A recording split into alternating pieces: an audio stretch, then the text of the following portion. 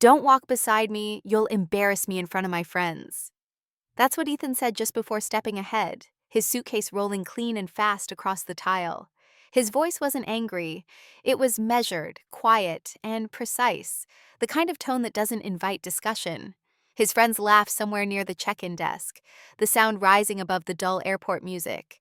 I just stood there, holding his passport, realizing I wasn't sure if he even wanted it from me anymore. For a second, I thought I'd heard him wrong. Maybe it was the noise, the announcements, or the hum of people moving around us. But when he glanced back, his eyes barely met mine. He gave a small smile, the kind that people use when they're pretending to be kind. That's when I knew he'd meant it. I froze. Not because I didn't know what to say, but because I didn't trust my voice to sound calm.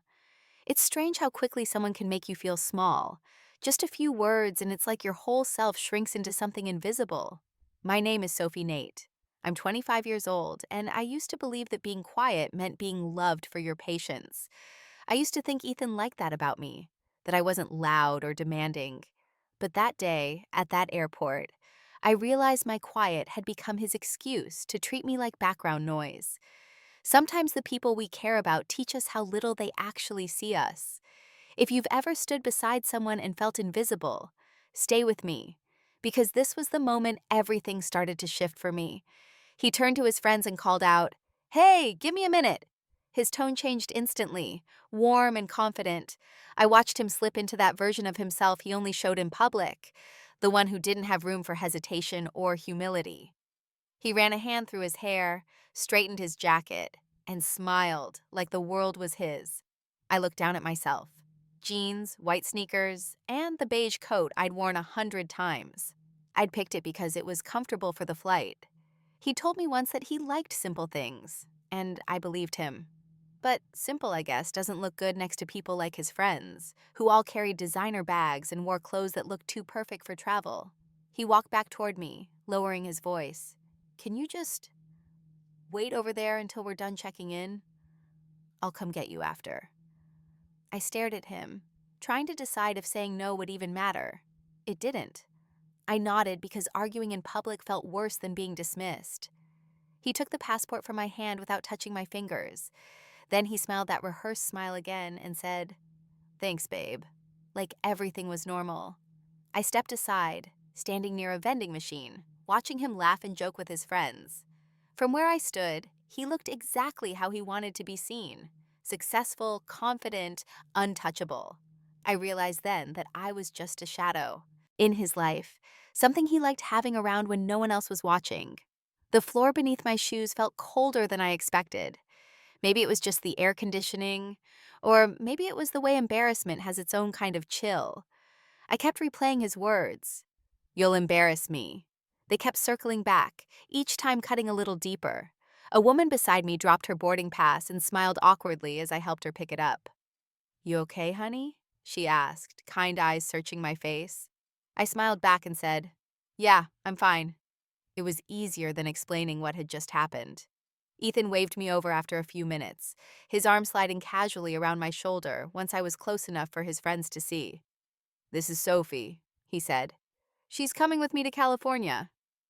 One of his friends nodded politely. Another barely looked at me. The air around them smelled like expensive cologne and indifference. I smiled through it, but every second felt longer than the last. When one of them asked if we'd been together long, Ethan laughed. 3 years, give or take," he said. "She's stable." They all laughed like it was a compliment. Stable. That word used to make me proud. It meant dependable, loyal, grounded. Now it sounded like something lifeless. I wanted to disappear, just melt into the crowd and never have to hear that kind of laughter again. When their group was called to board, he turned to me. "You go ahead," he said. "I'll catch up." I hesitated. "Don't we have seats together?" He shrugged. I switched mine. Needed to be near the guys to plan something for the meeting. His tone was casual, but the message was clear. I wasn't part of that plan. I nodded again because that's what I did. That's what I'd always done. I picked up my small bag and walked toward the gate, pretending I didn't notice how he stopped smiling once my back was turned. As I waited in line, I caught our reflection in the glass wall. Me, standing alone, clutching the ticket I'd paid for. Him, surrounded by people who laughed too loudly at things that weren't funny. We looked like two strangers who'd once pretended to love each other. The attendant scanned my ticket, and I stepped forward. For a moment, I almost turned around to see if he'd changed his mind, if he'd look for me, maybe wave like before. He didn't. He was too busy checking his phone. I sat by the window once I boarded, staring at the runway lights. I thought about the first time we'd met, how kind he seemed, how carefully he'd listened when I talked about my dreams. He used to call me his calm. I guess calm is easy to love when you're not the one breaking it. The seat beside me stayed empty until the plane's doors closed. I watched the aisle, half hoping he'd appear. He never did. The flight took off, and the city lights below blurred into streaks of gold and black. I pressed my hand against the window and whispered, "It's fine." But it wasn't. It hit me then. Not the humiliation, but the truth buried under it. This wasn't about how I looked or what I wore or who I sat beside. It was about how small I'd allowed myself to become for someone who only saw me when it was convenient. As the plane leveled and the noise softened, I took a deep breath. I didn't know what would come next, but I knew this. Something had cracked open inside me at that airport, and it wasn't going to close again. I didn't cry. I didn't even look back. I just held my return ticket between my fingers and told myself, this is the last time I'll ever walk behind someone who's ashamed to walk beside me. She still dresses like it's the 80s. I heard Lydia say it under her breath, just loud enough for her friends to laugh. The sound blended with the low hum of the airport lounge, that kind of polite laughter people use when they don't want to be caught being cruel.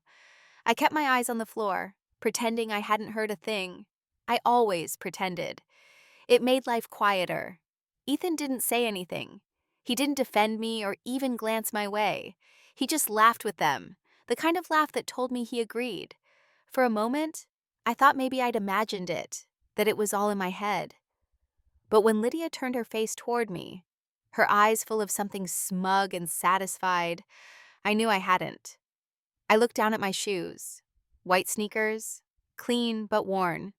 They'd taken me through late shifts and long walks home. I liked them because they were comfortable. Lydia's heels, sharp and bright, clicked against the tile like applause for herself. I don't remember when Ethan's world started to drift so far from mine. Maybe it was gradual, the way water eats away at stone until you only notice the damage when it's too late to stop it. I used to be proud of him, his drive, his ambition. I thought if I stood by him long enough, I'd eventually belong in that world too. But belonging has a price. I just didn't know mine yet. He turned slightly toward me and said, "You can grab a seat if you're tired." His tone was polite enough to sound caring, but cold enough to remind me I didn't belong in the conversation. Lydia smiled at that. Small, perfect, poisonous. "That's sweet," she said, always looking out for her. I wanted to tell her that I'd been looking out for myself long before she ever learned his name, that I'd survived without help, without comfort, without anyone holding my hand. But instead, I smiled back. It's strange how silence can make you feel both weak and strong at the same time. I sat down near the window and watched them talk. Ethan looked so comfortable beside her, like she fit better next to him than I ever did. They spoke the same language, one made of expensive trips, designer clothes, and people whose lives looked filtered even in person. I didn't hate her for it. I just hated how small I felt in comparison. When we first met, Ethan used to say he loved my simplicity. He said I reminded him of peace, that I was different from the noise he was used to. I used to think that was a compliment. Now I realized it was just another way of saying I was quiet enough to overlook. The flight announcement crackled over the speakers, and I used it as an excuse to look away. My reflection in the glass looked softer than I remembered. Tired, maybe, but still me. I ran a hand through my hair, tucked it behind my ear, and whispered, "It's fine." But it wasn't. It hadn't been for a while. They moved closer to the counter, still laughing. Lydia adjusted her scarf and said, "She's cute, though, in a vintage way." The word vintage landed like a knife wrapped in silk. Ethan chuckled softly and didn't disagree. I stared out at the planes lined up outside the window, their lights blinking steady and cold. For a second, I imagined walking out, just leaving my ticket on the seat and disappearing into the city, finding a place where no one knew me, where I wasn't someone's quiet background. But I stayed, not because I was weak, but because I still needed to understand what exactly I was holding on to. When they finally called our flight, Ethan walked over and held his hand out for my bag. "Come on," he said. "We're boarding." His tone was brisk, businesslike. I handed it to him without meeting his eyes. I didn't want to see whatever was missing in them. As we walked through the gate, Lydia lingered behind with her friends. One of them whispered something, and they all laughed again. I didn't ask what it was. I already knew. People like her don't hide their cruelty. They decorate it. The line moved slowly, and Ethan stood ahead of me, scrolling through his phone. I watched the back of his head, the way he tilted it slightly when he read something funny. I used to know what he was thinking by the way his shoulders moved. Now he was just another stranger in a crowd of strangers. A flight attendant at the desk smiled at me. "Ma'am, are you all right?" she asked. Her voice was soft, kind, the kind of tone you forget exists when you're surrounded by people who treat you like you're an inconvenience. I nodded and forced a small smile. "Yeah," I said quietly. "I'm fine." She didn't believe me. I could tell. She handed me my boarding pass anyway and said, "Have a safe flight." The words felt heavier than they should have. As I stepped onto the jet bridge, the cold air brushed against my face, and I realized how long I'd been holding my breath. My hand tightened around the strap of my bag. Behind me, I heard Ethan's voice again, calm and effortless, asking one of the attendants about upgrades. Lydia laughed at something he said, and it echoed in the narrow hallway like an answer I didn't want. I looked ahead at the long tunnel of light leading into the plane, and told myself that one day I'd stop letting people like them decide how visible I was allowed to be. But not today. Today, I just wanted to make it through the flight without breaking. I stepped inside, heart steady but heavy, and the sound of their laughter followed me like a shadow that refused to stay behind. When I got back to the farmhouse, the quiet felt heavier than usual. It pressed against the walls, filled the corners, and settled in the spaces where laughter used to live.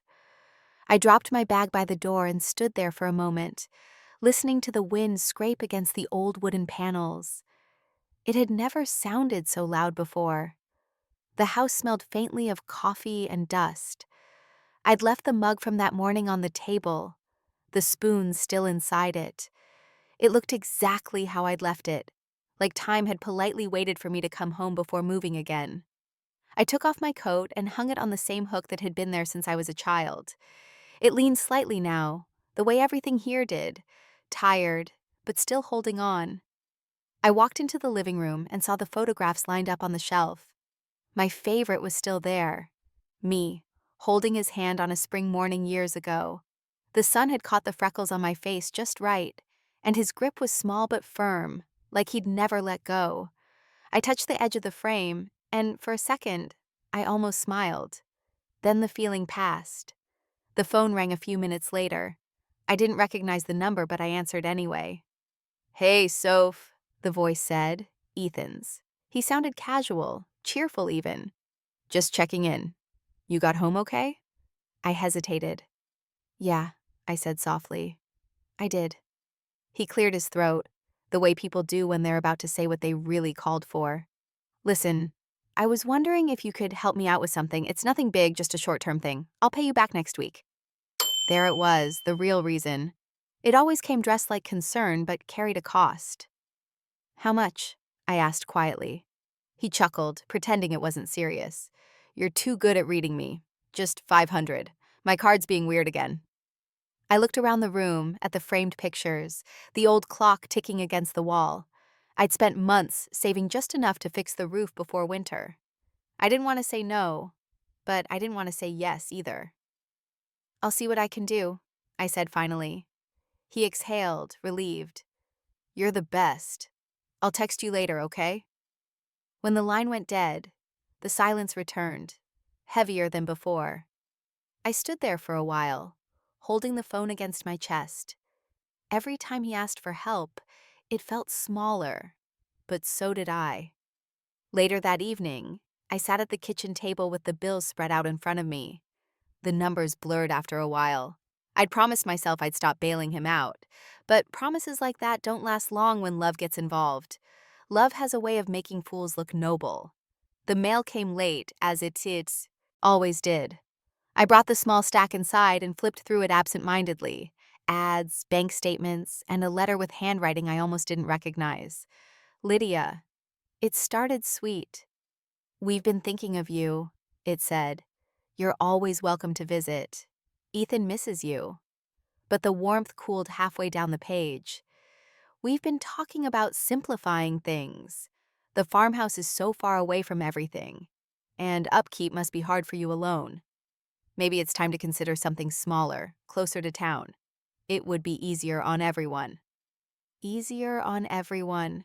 The words stung. I folded the letter neatly and placed it beside my coffee mug. I'd seen this pattern before. Small hints dressed as care, soft suggestions that grow into decisions you never agreed to. The phone buzzed again. A message this time. "Lydia. We're listing the house next month. Ethan says it's time you moved somewhere simpler." I stared at the screen, waiting for the rest of the sentence, the explanation, the apology that never came. The blue light from the phone lit the table, sharp against the dark. I didn't reply. I couldn't. I leaned back in the chair and let my hands fall into my lap. The clock ticked on, slow and steady. I thought about the years I'd spent protecting this place, painting the walls, mending the fence, planting the garden. Every inch of this house carried something of me. Now it was just another line item in their plans. I stood up, walked to the window, and looked out at the fields beyond the porch. The grass moved in waves under the wind. I used to love that sight. The calm, the openness, the feeling that everything here was mine. But that night, it felt different. It felt like something was slipping away while I was still standing right here watching it. I didn't cry. I'd done enough of that before, and it never changed anything. I just stood there, quiet, listening to the house breathe around me, every creak and sigh reminding me how much of my life I'd built inside these walls. My phone buzzed again, another message from Lydia. "We'll handle everything. You just rest." I turned the screen face down and whispered, "Of course you will." The wind outside picked up, whistling through the cracks near the window frame. I thought about calling Ethan back, about asking him why he couldn't tell me himself. But I already knew the answer. He didn't want to hear what I'd say.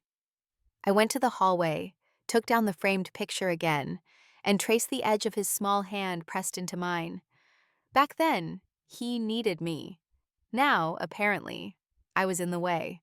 The night settled in slowly, thick and familiar. I poured myself another cup of coffee and sat back at the table, staring at the letter under the lamplight.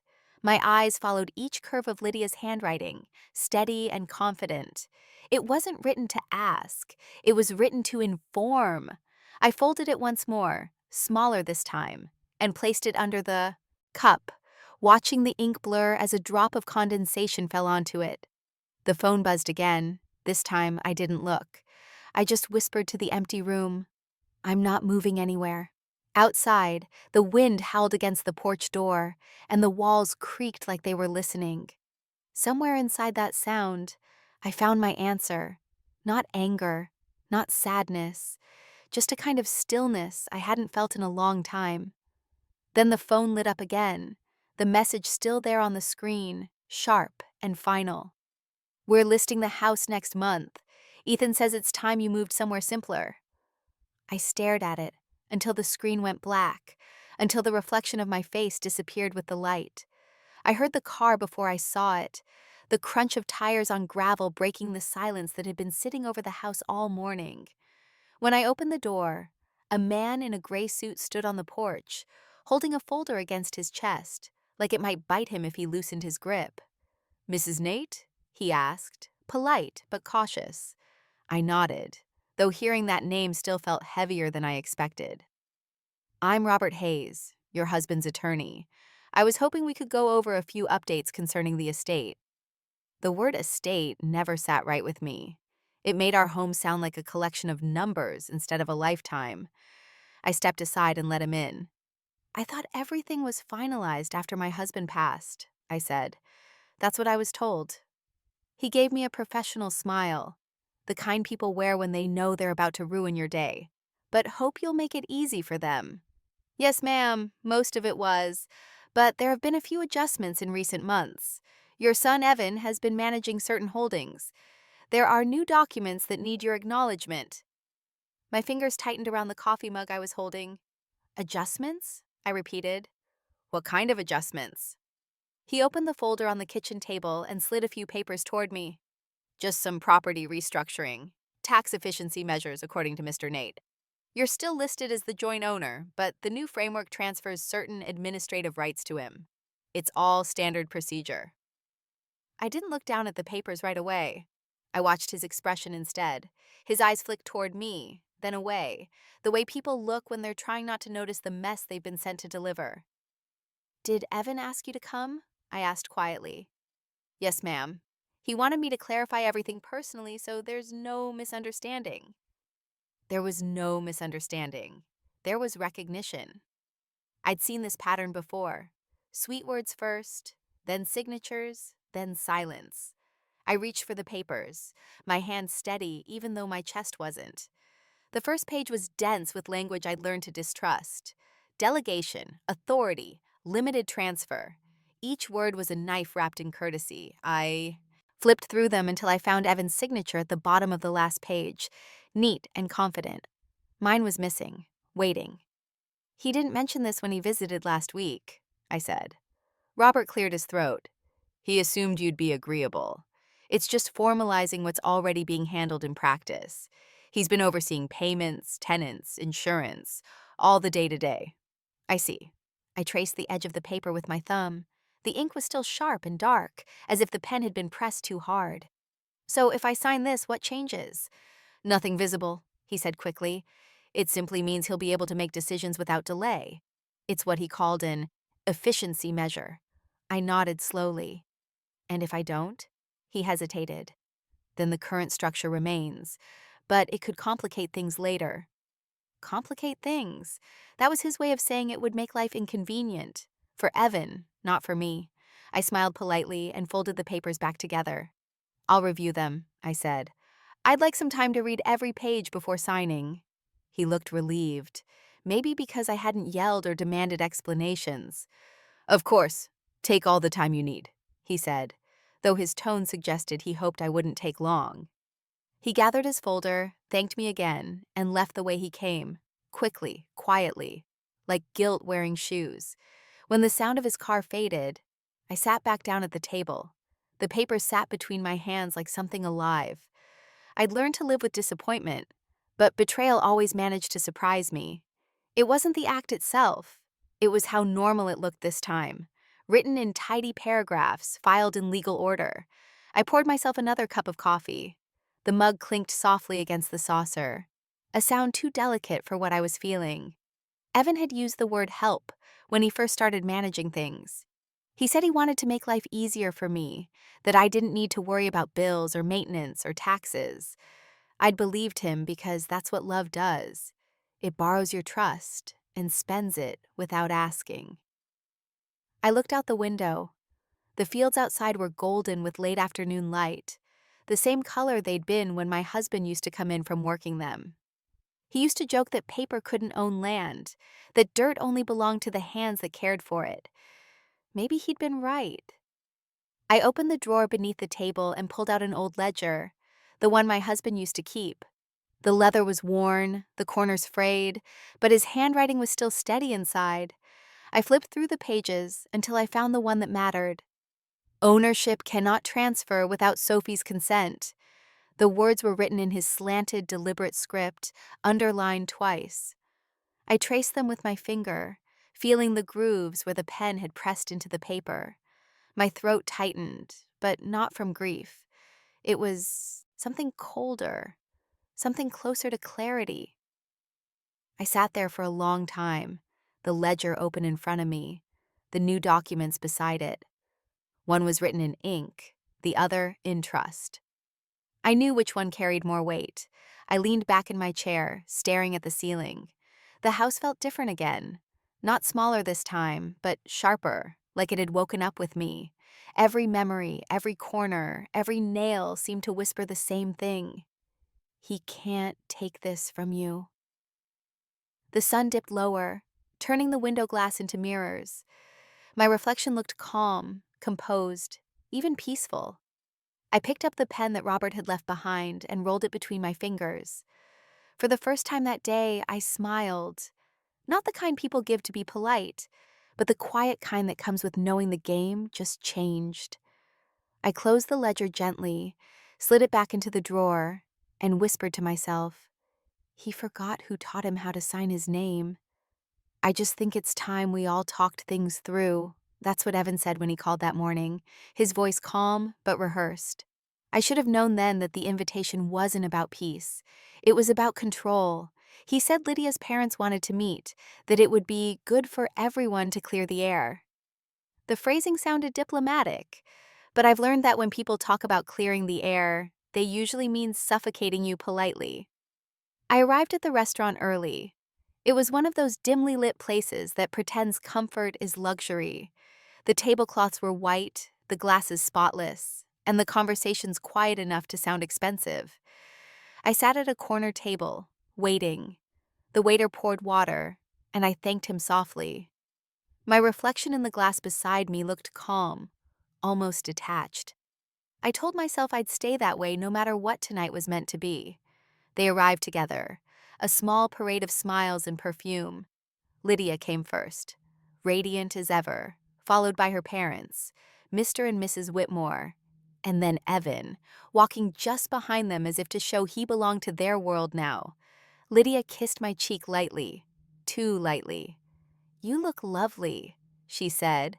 Her tone was polite, practiced, the kind of compliment that ends the conversation, not starts it. Evan pulled out a chair for me but didn't meet my eyes. "Mom, this is Lydia's father, Charles, and her mother, Diane."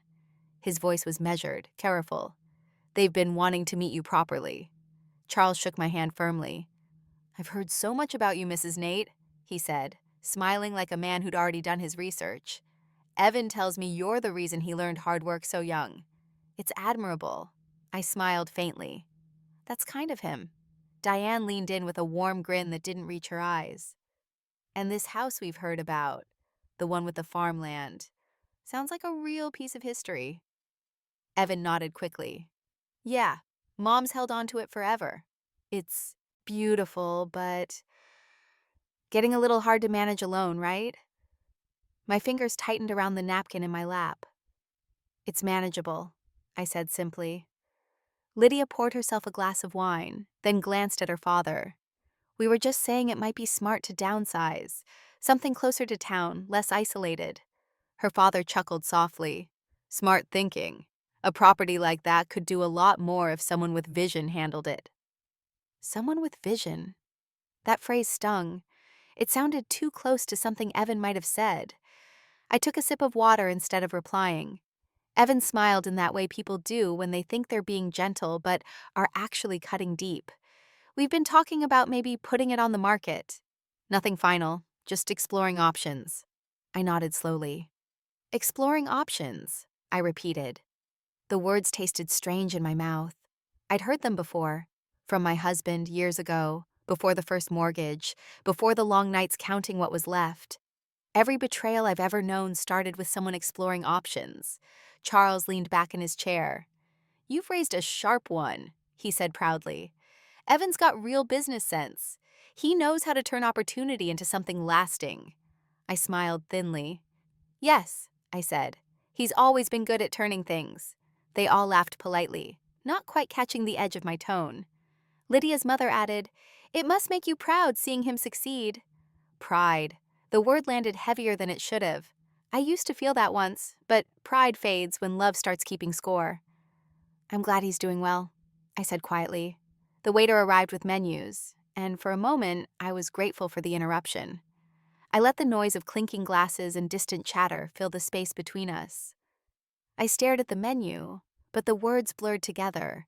My mind kept replaying Evan's voice, the way he said "our house" in passing, as though I'd already agreed to the idea of letting it go. Diane smiled across the table. "You must be relieved, dear, having such capable hands in the family now."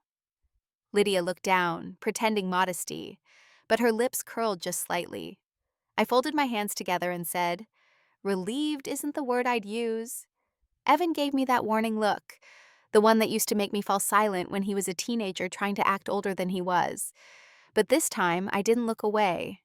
Charles raised his glass. "To new beginnings," he said cheerfully, "and a family working together for everyone's benefit." I lifted my glass slowly. "To family," I echoed, my voice steady. The most expensive word I ever paid for. The silence that followed was sharp enough to hear. Lydia's fork paused mid-air. Evan's hand twitched against the tablecloth.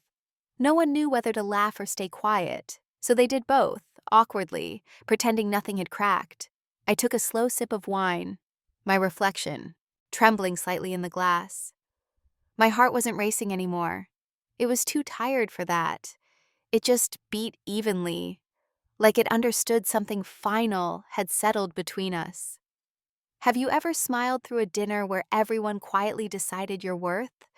"Tell me what you would have said." The waiter returned, asking if everything was all right. I smiled at him and said, "Perfect." It was the first true thing I'd said all night. When the knock came, it was soft enough to sound polite, but firm enough to mean business. I opened the door and found a man in a neat gray suit standing on my porch, holding a black folder. His car was still running in the driveway, the kind of habit people have when they don't plan to stay long. "Mrs. Nate?" he asked, offering a brief smile that didn't reach his eyes. "I'm Richard Lane from Mid-County Bank. I just need a few minutes of your time." Something in my stomach tightened. "Of course," I said, stepping aside. "Come in." He wiped his shoes carefully before crossing the threshold, glancing around the living room like he was checking boxes in his head. "I won't take much of your time," he said again, setting the folder on the table. "I just need to review some details about your property loan." "My property loan?" The words came out slower than I meant them to. "I don't have one." He blinked, surprised but not confused. "Oh, I see. There must be some miscommunication. The paperwork lists your name, along with Mr. Evan Nate, as joint guarantors." He opened the folder and pulled out a set of printed forms. My name sat at the bottom of each page, written in careful, perfect handwriting. I looked at it for a long moment, my pulse heavy in my ears. "That's not my signature." My voice was steady, but I could feel the heat rising in my chest. He leaned closer, squinting. "It looks quite similar, ma'am." "It's not mine," I said quietly. "I know how I write my own name." He frowned and flipped through the papers again. "This one was signed just 3 weeks ago. It's for a refinance on the farmhouse, using it as collateral for an equity loan. The account's in your son's name, but since you're the co-owner, we needed both signatures." I forced myself to breathe evenly. "What kind of loan?" "250,000. He said it like he was reciting a weather report. "It's already in distribution. We just needed confirmation for some closing adjustments." My mind went blank for a few seconds. Then I said, "Would you like some coffee?" He blinked again, caught off guard. "Oh, that's not necessary."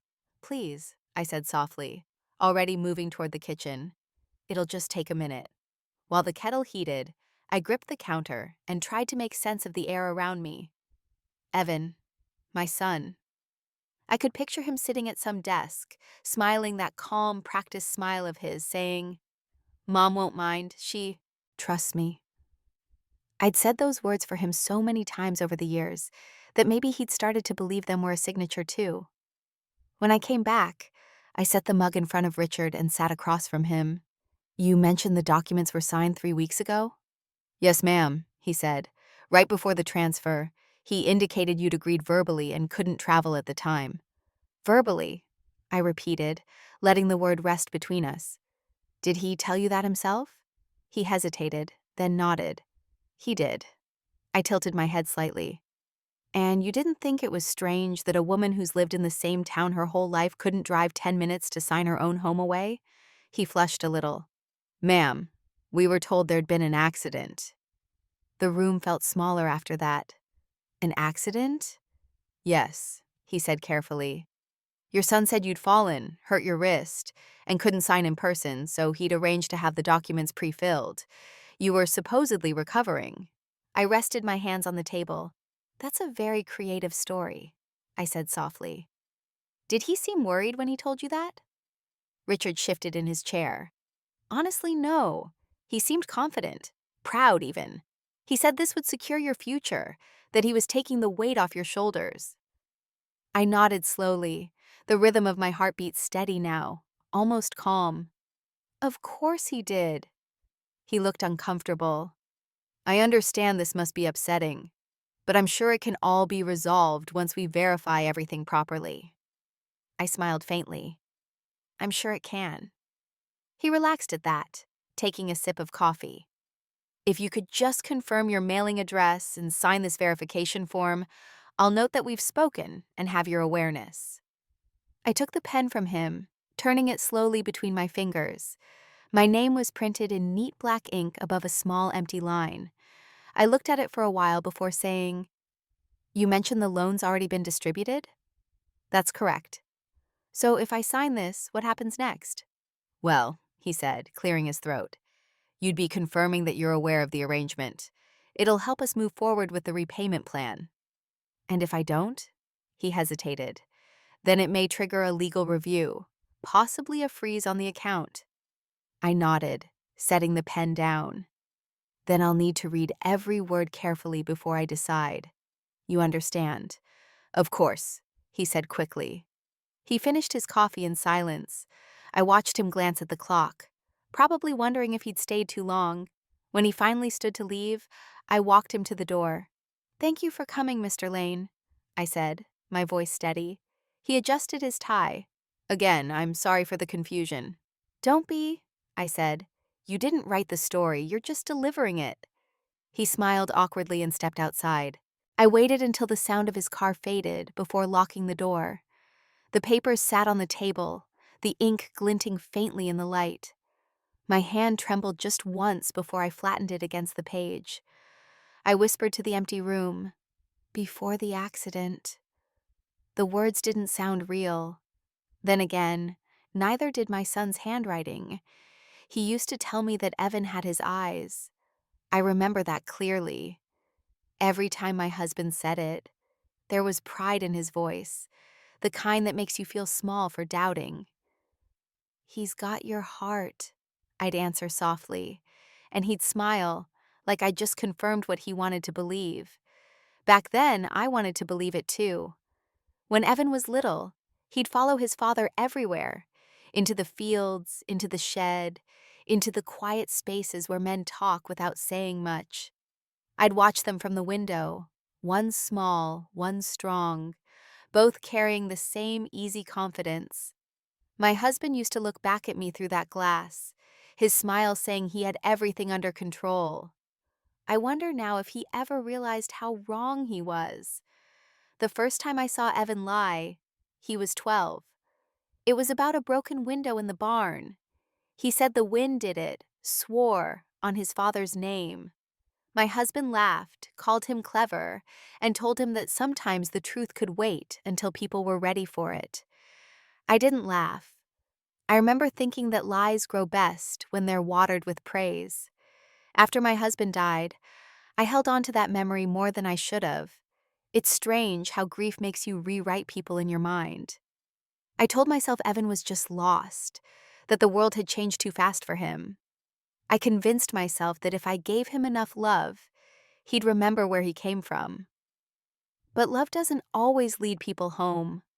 Sometimes it just teaches them how far they can wander before you stop following. The house felt too still that evening. I was sorting through an old drawer when I found one of my husband's work ledgers, the kind with grease-stained edges and folded corners. Inside was a note he'd written years ago in his looping script, "Trust the boy. He'll take care of you." My throat tightened at the words. He hadn't known that love can make you blind right up to the end. The phone buzzed on the counter. A voicemail. Evan's name flashed across the screen. I hesitated before pressing play. His voice came through, sharp and businesslike, the kind he used when he wanted to sound respectable. "Mom, I've spoken with the board. They think it's best if you step back completely. The documents will make that easier. I know you don't see it now, but this is for your benefit. The bank's nervous, and honestly, you've become more of a liability than an asset. We'll handle everything. You just rest." The message ended with silence. No goodbye, no love, just that word, liability. I stood there for a long time, my fingers still on the phone, the same fingers that once tied his shoelaces, patched his shirts, wrote tuition checks, and cleaned the blood from his scraped knees. Liability. It's strange how one word can take everything you built and strip it of meaning in an instant. I set the phone down and walked to the window. The sun was low, painting the fields in orange light. I thought of my husband again, his quiet laugh, his easy trust. He believed in Evan so completely that he never left space for me to question it. And I'd kept that silence for years, mistaking it for loyalty. Maybe I did become a liability. Maybe love turns into one when it outlives its usefulness. I went back to the counter and stared at the phone. The message sat there, waiting, like a wound that refused to close. I could have kept it, used it, played it for someone who might care, but I didn't need proof anymore. The truth was already living in my chest, and it was enough. I pressed delete. The phone blinked once, then went dark. "Then let me be your final one," I said softly. My voice didn't shake. "I thought I'd never see you walk into my office again," Martin said when I stepped inside. His voice carried that dry warmth I'd always trusted, the kind that made bad news sound survivable.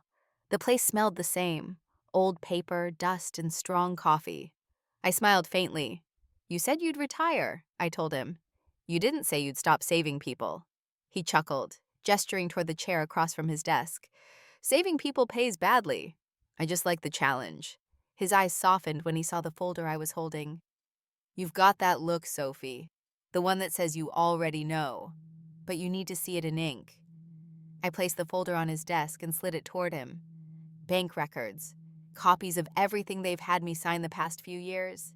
And this, I pulled out a smaller envelope. Came from the county office this morning. Title transfer requests, all marked pending. He put on his glasses and flipped through the papers carefully. "Did Evan send these?" "His lawyer did. I recognized the handwriting on the sticky notes, though. Lydia's." He grunted softly. "She always struck me as someone who enjoys paperwork more than people." I didn't respond. The truth was, Lydia had always been good at pretending warmth. She made every word sound like a compliment while cutting the ground beneath your feet. Martin kept reading, making small notes in the margins. I sat quietly, watching his pen move. The sound of it scratching across paper reminded me of all the times I'd signed something without reading the fine print. Marriage forms, insurance renewals, power of attorney. Each one was a small act of trust disguised as routine. After a while, he said, "Do you want some coffee?" "I quit drinking it," I said. "Too many mornings that started polite and ended with bad news." He smiled at that, but didn't argue. "All right, then let's get to the bad news quickly." He opened another folder from his drawer, comparing my documents with some he'd requested earlier. "You weren't wrong to come. There are inconsistencies in every file." I leaned forward slightly. "What kind of inconsistencies?" "Dates, signatures, authorization codes."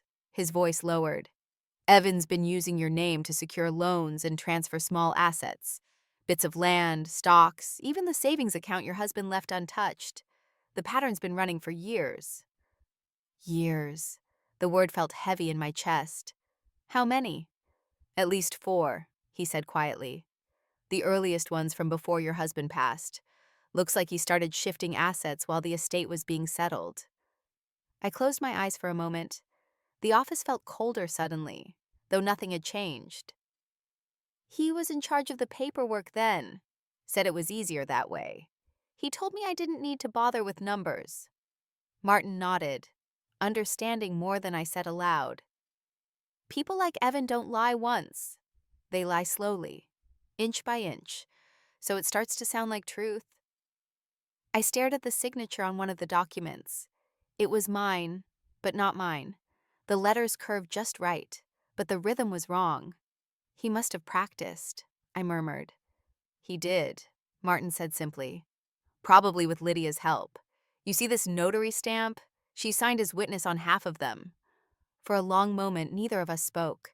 The sound of traffic outside the window felt distant, almost unreal. I broke the silence first. Can we prove it? Without a doubt, he said. Once we pull the financial history and cross-check timestamps, it'll be clear. But you'll have to decide what you want to do with that proof. I met his eyes. I'm not angry, I said softly. I think I ran out of anger a long time ago. He smiled faintly. That's good. Anger makes mistakes. Calm makes records. I almost laughed. You haven't changed. Neither have you, he replied. You just stopped apologizing for being right. He went back to reading, flipping page after page. I watched his hands, steady, deliberate, unhurried. My husband used to say that Martin was the kind of man who could read a contract like it was a confession. Now I understood why. He looked up after a while, his face unreadable. You've been quiet, he said. I'm just thinking, I answered. Every lie they wrote needed my silence to stay alive. I suppose I gave them that. He leaned back, studying me. What are you planning, Sophie? I smiled faintly. Nothing loud, just something permanent. He nodded, as though that made perfect sense. You always did prefer quiet victories. The clock on his wall ticked softly. Papers rustled as he gathered everything into a single stack. I could see his hands slow near the last page, his eyes narrowing. He went back over a line twice, then again, like he didn't trust what he was reading. When he finally spoke, his voice was different, lower, almost reluctant. Sophie, he said slowly, you might want to sit down. I was already sitting, but I knew what he meant. What is it? He turned the file toward me and pointed at the bottom of a form from 6 years ago. Your signature appears on this transfer, but the date? Look here. It's from the year before the first power of attorney was even filed. I stared at the paper. My name stared back, perfectly inked. Martin set down his pen. They've been using your signature for years. I woke before sunrise, the kind of quiet hour when even the air feels like it's holding its breath. The sky outside my window was pale gray, soft and uncertain, the same color as the day my husband left the farm to me. I sat at the kitchen table with a single cup of tea, the papers spread in front of me like a confession I'd finally decided to sign. I'd kept a small piece of land, 20 acres of wheat fields near the county line. My husband had bought it in my name years ago, back when he still called me his good luck. It wasn't much, but it was mine alone. I used to think I'd save it for Evan, but I realized love doesn't always mean inheritance. Sometimes it just means letting go. So I called the broker that morning. His name was Alan, polite but impatient. Are you sure you want to sell? He asked. It's good land, Mrs. Nate. You could get more if you wait a few months. I've waited enough, I said. List it today. He hesitated for a second, maybe expecting a story, maybe sensing one. You'll need to sign electronically once the offer's in. I'm familiar with signatures, I said quietly. By noon, I'd signed every page. The sale went through faster than I expected. It's strange how easy it is to part with something once you stop giving it a heartbeat. The funds hit my account that evening. Clean, untainted, mine. I transferred them into a new trust under my name. Not for Evan, not for Lydia, not even for me, really. For peace. For women who lost homes and still learned how to stand. I called it the Willow Fund. My husband once told me willow trees bend, but never break. I used to think he was talking about love. Now I think he meant survival. That night, I sat in the living room, staring at the fireplace that hadn't been lit in months. The house felt different, lighter somehow, like it could finally breathe. I didn't cry. I didn't smile either. I just listened to the sound of quiet decisions settling in the air. Evan had always believed control meant power. He never understood that restraint could be louder than fury. My revenge wasn't going to be loud. It wasn't going to destroy. It was going to reveal. People underestimate silence. It teaches you how to let others fill the space with their own guilt. I'd learned that the hard way. Now it was my turn to use it. I wrote a short note and sealed it inside an envelope addressed to Martin. "Keep this safe," I wrote. "It's not evidence, it's truth." I slipped the deed copy inside, the trust documents, and one more thing. A letter my husband had written me before his surgery, reminding me that fairness doesn't always mean forgiveness. When the courier left with the envelope, I sat back down and opened my notebook. On the first page, I wrote, "What peace costs." Then below it, everything that was never yours to begin with. For the first time in months, I slept without waking in the middle of the night. But peace doesn't last long when you've lived your life around people who can't stand to see you calm. The next morning, my phone buzzed with a new email. I opened it without thinking. The subject line read, "Invitation. Evan Nate Corporate Fundraiser." For a second, I almost laughed. His company had turned greed into philanthropy, and now he wanted to make it public. I scrolled down to the event details: a luxury ballroom downtown, dinner for investors, media coverage promised. And then my name appeared in bold near the bottom. Investor of Honor. Mrs. Sophie Nate. Investor of Honor. I read the words twice. The irony so sharp it nearly made me smile. Evan must have thought it would look good, parading his mother as the generous benefactor, the symbol of grace behind his empire. He didn't know I'd already rewritten my name into something he couldn't own. I closed the laptop and looked out the window again. The morning light was soft and forgiving, but my reflection in the glass wasn't. Would you expose your own child if it meant saving your peace? I asked myself that all night. The answer didn't scare me anymore. "Smile, Mrs. Nate. You're the heart of tonight," Lydia whispered, her hand light on my arm like a reminder of who was supposed to be in control. I turned my head just enough for her to see the calm in my eyes. "I always do," I said. The flash of cameras hit us the second we stepped into the ballroom. It was all gold light and polished marble, the kind of room that pretends it has class while hiding its price tag in the walls. Evan stood near the stage, shaking hands, his laugh a little too loud. The people around him smiled back, drawn to the kind of charm that only money can buy. Lydia guided me forward like a hostess leading a prized relic. "Everyone, this is Mrs. Sophie Nate," she said sweetly, her voice soaked in false warmth. "The woman who inspired our company's vision for community growth." I could hear the words echo under the chandeliers. Inspired, vision, community, all of them meaningless. The same company that drained my husband's life work now painted me as its symbol of grace. The irony tasted almost sweet. A man in a gray suit stepped closer. "It's an honor, Mrs. Nate," he said. "Evan speaks so highly of you." I smiled. He's always been good with stories. The man laughed politely, not realizing the truth in it. Lydia caught my eye, her smile twitching for just a moment before settling back into performance. "Oh, she's humble," she said quickly. "We'd be nowhere without her foundation and her faith." Her words were smooth, practiced, the kind that photograph well, but her fingers, gripping the stem of her glass, trembled ever so slightly. I looked at her and said, "Faith can move mountains, but it can also bury things." She didn't answer. The man drifted away.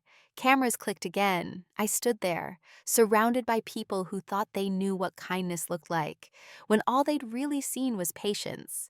The music swelled softly in the background, expensive violins playing for expensive people. I could smell the roses arranged in tall crystal vases, every petal perfect and artificial. Evan walked toward me, his expression caught somewhere between charm and guilt. "Mom," he said quietly, "you look beautiful tonight." I met his eyes. "You almost sound like you mean it." He gave a small, nervous laugh. "Let's not do this here, all right?" "Do what?" I asked. "Smile?" He leaned closer, lowering his voice. "You've made your point. Just enjoy the evening.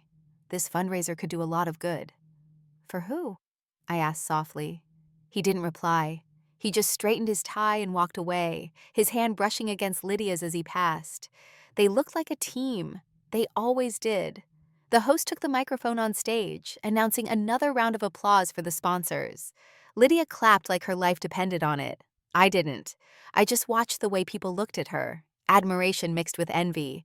She soaked it in like sunlight. A woman beside me whispered, "You must be proud of your son. He's such a visionary." I smiled again. Pride and blindness feel similar sometimes. She laughed softly, thinking it was a joke. It wasn't. The lights dimmed slightly, and the projector behind the stage began to show photos.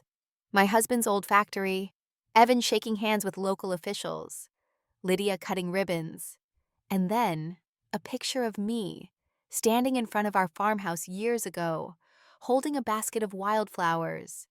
The caption read, "The woman who believed in beginnings." I felt my chest tighten, but not from pain, from memory. That photo had been taken on the morning my husband told me we'd built something that would outlive us both. I used to believe him. When the photo faded, Lydia stepped up to the microphone. Her smile widened. "Ladies and gentlemen, I'd like to thank the one person who made tonight possible, our mentor, our heart, and our guiding light, Mrs. Sophie Nate." Applause filled the room. Cameras turned toward me. Lydia extended her hand like she was offering kindness. I took it, steady and calm. Her palm was cold. "Would you say a few words?" she asked, her tone sweet enough to hide the tremor beneath. I looked around at the faces waiting, donors, executives, strangers clapping for a story they didn't know.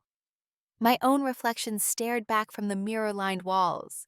For a moment, it felt like standing inside my own past, surrounded by versions of myself that used to stay quiet. Lydia leaned closer. "Just something simple," she whispered, "about gratitude." I held the microphone, feeling its weight settle into my hand. "Gratitude," I said slowly, letting the word breathe. "It's strange how people use it when they've taken everything else." The room went still. I didn't look at Evan. I didn't need to. The host's voice cut in, a little too cheerful, covering the pause. "And now, ladies and gentlemen," he said, "tonight's most anticipated moment. Mrs. Sophie Nate has a message to share." The microphone was warm in my hand. The air in the room shifted, soft at first, like everyone was leaning closer without meaning to. I could see my reflection in one of the mirrored walls behind the crowd, small, calm, exactly the way I wanted to look. I took a breath and said, "Thank you." The word came out steady. "Thank you for this evening, for your kindness, and for pretending that generosity still means something." A few polite laughs rippled through the audience. They didn't know yet. Lydia smiled from the side of the stage, nodding as if she'd written my words herself. Evan stood near the back, phone in hand, pretending not to watch me. "I was told," I continued, "that this fundraiser was about hope, about lifting others up. But hope doesn't live in polished rooms like this. It lives in the quiet corners of small houses where people still believe that hard work matters." I paused, my eyes on the chandelier above them. "I used to live in one of those houses." The audience quieted. The music had stopped. Even the servers froze mid-step, listening. "I lost my husband there," I said softly. "But I also learned what survival looks like. It's not grace or strength. It's simply choosing not to disappear." Lydia's smile faltered. I could almost hear her whispering to someone, probably telling them to cue applause. But no one moved. I wasn't done. "Tonight," I said, "I was introduced as the inspiration behind this company's success. I'm flattered, truly. But I can't take credit for something that was never mine to begin with. What I can claim is something else entirely. Something I built quietly, while everyone thought I was finished." I looked toward Evan. He didn't flinch, but his grip on the phone tightened. "I created a trust," I said, my voice steady. "It's called the Willow Fund. Some of you might have heard of it already. It's meant for women left behind by the families they once supported. Women who were called burdens, or forgotten, or rewritten out of their own lives." Someone near the front murmured, "That's beautiful." I smiled faintly. It's funded entirely by assets I sold this year. My land, my shares, my accounts. Not a single dollar from the company. Not a cent tied to anyone else's name. It's mine. Unquestioned, unborrowed, untainted. Lydia's face turned pale. I could see her hand tremble as she reached for her glass. I kept speaking.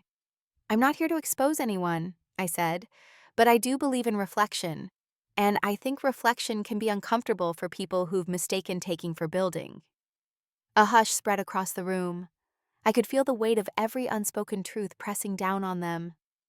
My husband used to tell me, I continued quietly, that the people who fear the truth are usually the ones who profit from silence. So I stopped being silent. I turned my head slightly toward the donors' table, where the executives sat with their forks frozen midair. The Willow Fund will operate independently from this company, though I do thank them for their inspiration. Watching greed parade as generosity gave me the clearest direction I've ever had. A single clap started from the back, hesitant but real, then another, and then a few more. The sound began to grow, small but steady, like rain hitting glass. Lydia's hand gripped the edge of the stage. Her lips parted, maybe to interrupt, but no words came out. Her skin had gone almost white. I know, I said softly, looking at her, that not everyone believes in redemption. But I've seen what happens when the truth stands long enough. It doesn't scream, it doesn't fight. It just waits. And eventually the lies crumble on their own. I saw Evan's face then, rigid, unreadable. For a second, he looked like a child caught between pride and fury. Then he turned and walked out, just like that. No words, no goodbye. Lydia swayed on her feet. The room had gone too quiet again. Someone reached out to steady her, but her knees gave way. The sound of her glass hitting the floor broke the silence. I didn't move. I just stood there, my fingers resting lightly on the microphone. The applause rose again, louder this time, echoing off the mirrors. Some people stood, others looked away. But I stayed still, my voice calm, my heart silent, my truth finally louder than their noise. Silence has a sound when it's earned. It hums under the skin, steady and alive. The morning after the gala, I sat by the window with a cup of coffee, watching the fog roll through the fields. The phone wouldn't stop buzzing, messages, calls, voicemails, each one another ghost of a life that had already ended. I didn't answer any of them. By noon, the news had already done what years of pretending never could. Words like fraud, forgery, and scandal threaded through headlines that used to praise my family's name. Investors withdrew before lunch. Lydia deleted her social media before dinner. Evan stopped being seen in public altogether. I didn't need to say a single word. Neighbors started showing up again, pretending concern while fishing for details. One of them, Mrs. Harper, stood at my gate that afternoon with a pie in her hands. "Such a shame," she said softly, "family turning on each other like that." I nodded. "Yes," I said. "Shame does that sometimes. It picks its own house." She blinked, unsure what to say next. "Well, you take care, Sophie." "I already am," I said, and closed the gate behind her. The quiet that followed wasn't lonely. It was clean. The kind of quiet that comes when the truth has finally stopped running. I didn't check the news again after that. I didn't need confirmation to know that everything had fallen exactly as it should. That night I opened my phone once, just to see the names lighting up the screen. Evan, Lydia, numbers with no contacts saved, each carrying apologies that came too late. The first message said, "Mom, I'm sorry." The second, "Please talk to me." The third, "We didn't mean for it to go this far." I scrolled through them slowly, my thumb hovering over the screen, but I didn't open a single one. Some things don't deserve replies. Some endings don't need words. The house felt lighter. I'd started leaving the curtains open again, letting the morning sun fall across the kitchen table where everything had once begun. The deals, the lies, the rehearsed promises. Now it was just a table again, holding nothing but a vase of white lilies I'd bought myself. Martin stopped by 2 days later. He carried a brown envelope and that same calm look he always had when truth was about to land. He sat across from me and took off his glasses. "It's done," he said. I waited. "The farmhouse is now legally transferred," he said, "under the Willow Fund's name. They can't touch it again. Not ever." For a moment, I couldn't speak. My hands rested flat on the table, still, like I was afraid the sound of my voice might disturb the peace that sentence brought with it. "You're sure?" I asked quietly. He smiled faintly. "Paperwork's airtight. You're free, Sophie." Free. The word felt strange on my tongue, like something I'd known as a girl but forgotten somewhere between loyalty and grief. I walked him out to the porch, the same porch where my husband once promised we'd grow old together, the same one where Evan had stood asking me to sell what wasn't his. The land stretched out in front of me, calm and unbothered by everything that had tried to own it. Martin paused before getting into his car. "What are you going to do now?" he asked.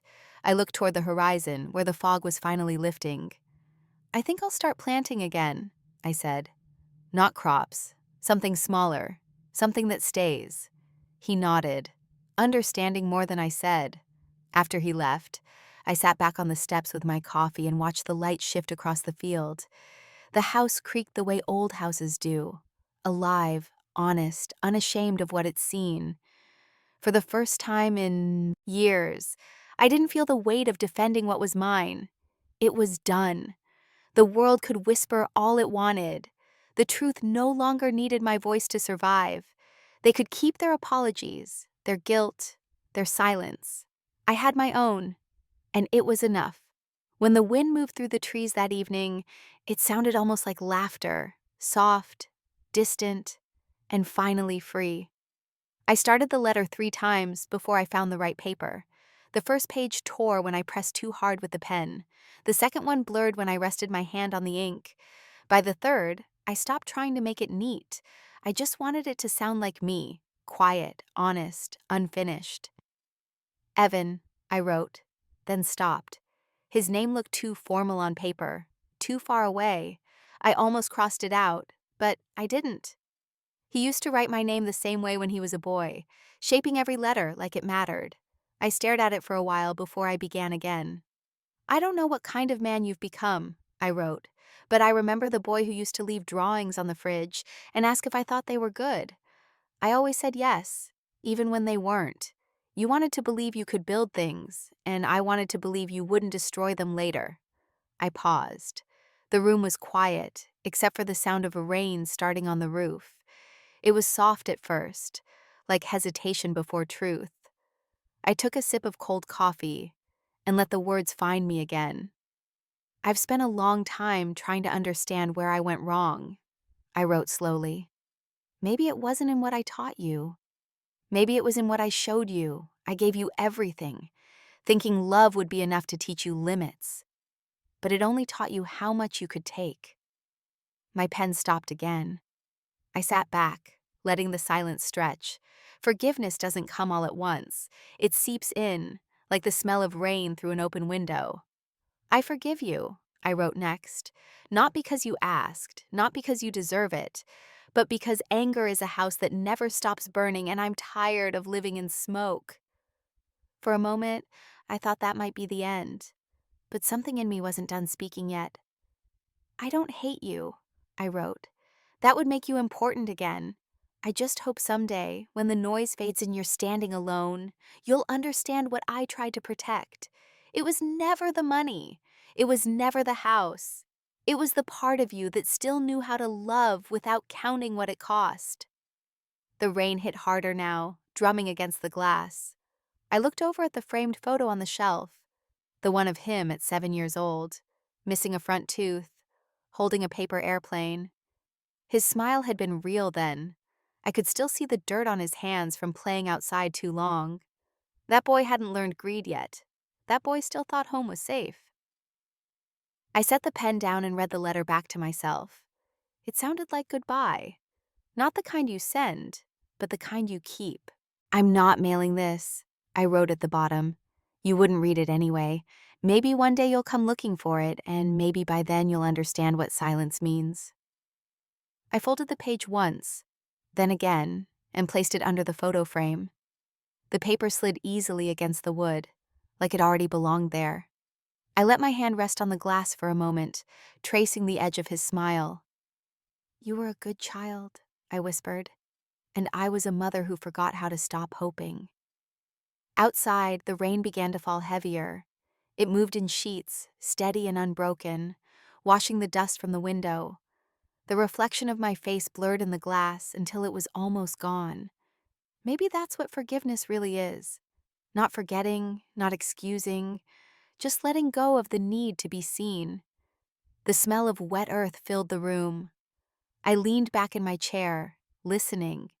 The world sounded new again, like something had finally exhaled. "Some sons lose their mothers long before they realize they're gone," I murmured. The words didn't ache when I said them. They just settled in the quiet, gentle, and final, as the rain kept falling against the glass. He knocked just once. The sound was hesitant, softer than I remembered. For a moment I thought about pretending I wasn't home, but curiosity has its own kind of gravity. I opened the door, and there he was, Evan. He looked smaller somehow, not in height, but in presence. His shoulders slouched, his eyes tired. "Hi, Mom," he said quietly. The last time he called me that, his voice was sharp enough to cut. Now it just trembled. "I made tea," I said. My voice didn't shake. I stepped aside and he followed, hesitating at the threshold like he wasn't sure he belonged anymore. The kettle was already whistling on the stove. I poured 2 cups and set them on the table where years of conversations had once turned into arguments.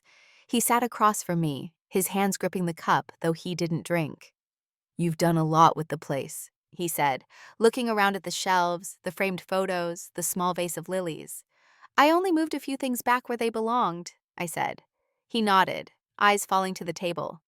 "You look good," he added softly. "I am good." It wasn't said to comfort him.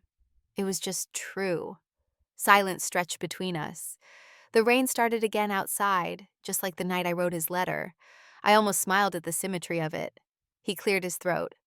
"I've been meaning to come for a while," he said. "I didn't know if you'd even open the door." I wasn't sure I would either. He looked up then, a flicker of guilt crossing his face. "I've lost a lot, Mom. The company's gone. Lydia's gone. The house. Everything." I studied him quietly. There was no anger left in me, only observation. "You didn't lose them," I said. "You traded them." He frowned, like he didn't understand. Or maybe he did, but didn't want to admit it. "I thought I was fixing things," he whispered. "I really did." "That's the thing about breaking something on purpose," I said softly. "You stop being the one who knows how to fix it." He winced slightly, then stared into his cup. "Do you hate me?" I took a breath. "No," I said. "Hate requires effort." He nodded slowly, his jaw tightening. "I saw the Willow Fund in the papers. What you did? It's good. It's right." "It's quiet," I said, "and it stays that way." "I guess I just came to ask." He hesitated. The words caught somewhere between pride and regret. "If you'll ever forgive me." The clock ticked once, loud in the still room. I looked at him, really looked. The same boy who once brought me wildflowers now sat in front of me, stripped of all his armor. "Forgiveness," I said quietly, "is a door you must build yourself." He blinked, waiting for more. But that was all I had to give. He let out a slow breath, the kind people make when they know the answer but wish it were different. "I don't know where to start," he said. "Then start with that," I replied. He stood after a moment, hands shaking slightly as he set his cup down. "You've changed," he said softly. "No," I said. "I just stopped waiting to be understood." He nodded once, almost respectfully, then turned toward the door. He paused before opening it. "If I try," he said, "will you be here?" I looked at him for a long moment. "Maybe," I said, "if you build the right door." He didn't smile. He just nodded again, quietly, and walked out. Through the window, I watched him cross the yard. His car looked the same, though older now, dust clinging to the paint. He hesitated before getting in, glancing back toward the porch like he wanted to say something else. But he didn't. The engine started, slow and uncertain, and then the car rolled down the road until it disappeared behind the trees. I stood there, hands wrapped around my cooling cup of tea. The quiet that followed wasn't heavy. It was honest. The house had its own kind of peace now, one that didn't need anyone's permission to exist. The rain softened, the wind shifted, and I whispered into the empty room, "Maybe he'll learn." It wasn't a wish. It wasn't even hope. It was just truth spoken aloud, left to find its own way in the silence he left behind. The ocean sounds different here, softer, like it knows when to whisper and when to rest. I moved into a small cottage just a mile from the shore, where the mornings smell like salt and damp earth. The realtor said the town was quiet, the kind of place where time doesn't hurry. That was exactly what I needed. The first week, I didn't talk to anyone. I unpacked slowly, one box at a time, the way you unwrap a memory you're not sure you want to keep. I found my mother's teacups, the chipped ones with blue rims, and set them by the window. I planted rosemary by the door because it reminds me of strength, small, steady, and fragrant even when broken. The garden was wild when I arrived. Vines tangled through old fences, soil dry and stubborn. I spent hours kneeling in the dirt, letting the sun burn my shoulders, pulling weeds one by one. There was something healing in that kind of work. No arguments, no noise, just effort that gives back what it takes. Some evenings, I walk down to the beach with a blanket and watch the tide roll in. The water never asks questions. It just arrives, leaves, and returns again. Maybe that's what forgiveness looks like when you stop trying to force it. Just a rhythm that keeps moving without explanation.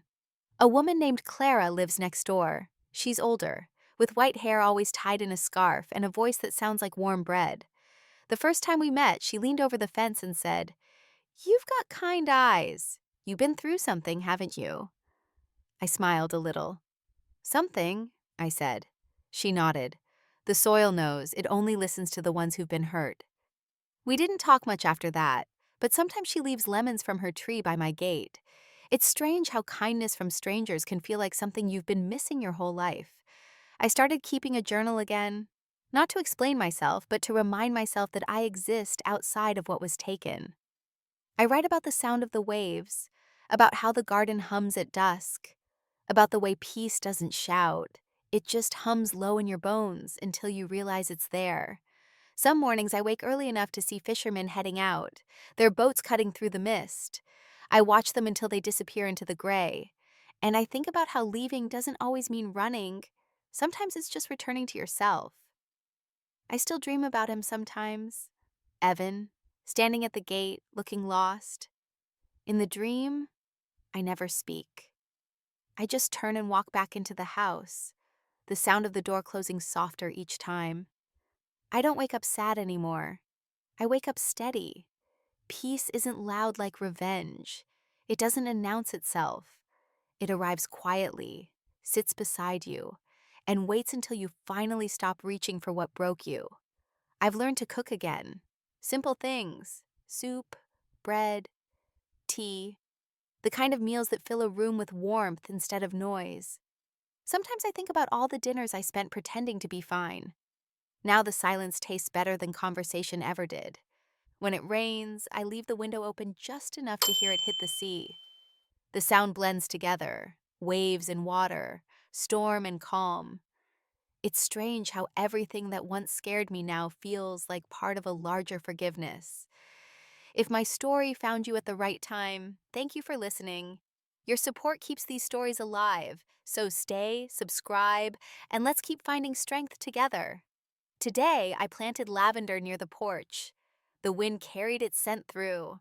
The house, soft and clean.